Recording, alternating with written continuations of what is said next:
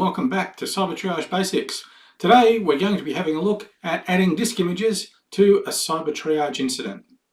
When working with disk images, it's pretty straightforward from the Cyber Triage perspective. The assumption is that you have already created the image on your target system. You then are transferring it through to your analysis system that has Cyber Triage running on it, and you add that image into Cyber Triage. Couple of things to be aware of when working with images. Cyber Triage does support a fairly wide range of image types, EO1s, VMDXs, VHD or a DD type image are all supported. The image does need to be stored on the same system that is actually running Cyber Triage. And basically what happens when you are ingesting the image, the collection tool is run over the image itself, or image files. And again, using the sleuth kit, so exact same interpretations and analysis that you would see happening if you did a live collection, with the exception being that obviously you're not going to be collecting any volatile data from that image. System's offline. I'm sorry, can't get more than that. One thing to be aware of when the image is getting added into Cyber Triage, because we're using our collector, you initially only have access to the files that are actually collected and identified as being relevant by the collector. You can go through the File Explorer or any other view where you do see files and actually choose to add additional files into the Cyber Triage investigation. One other thing to be aware of, if you're working with an encrypted image, then at this point you're going to have to use another tool to decrypt that image and mount it as a drive, or more likely mount it as a drive and then decrypt it.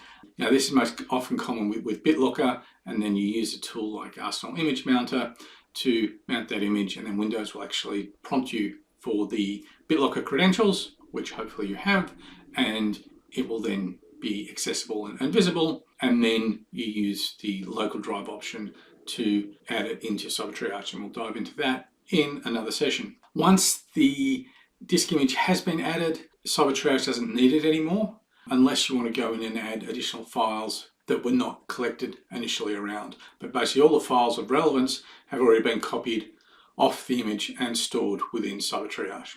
So you don't have to keep that image lying around if you don't want to, or you don't have to keep that encrypted image mounted if you don't want to. That's enough of that. Let's dive into a demonstration.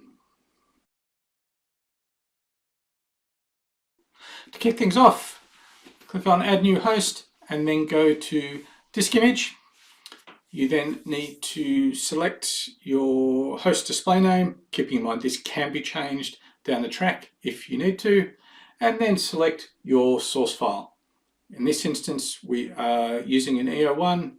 Other supported formats are VHD, VMDKs, or DD images. Once that is done, you can then customize what will actually be analyzed. No need to do that for an image file, and decide whether or not you want to restrict the files getting uploaded to Reversing Labs for malware analysis. Once that is complete, the ingestion is going to kick off. We have accelerated this one a little bit, I must confess, because I'm pretty certain you don't want to sit there watching the progress bar move on. In a normal situation, you probably want to go and grab a coffee while this gets ingested. Although, as always, you can start looking at the results as soon as that ingestion process starts. And then, just like that, the ingestion is complete and you're ready to dive into the investigation.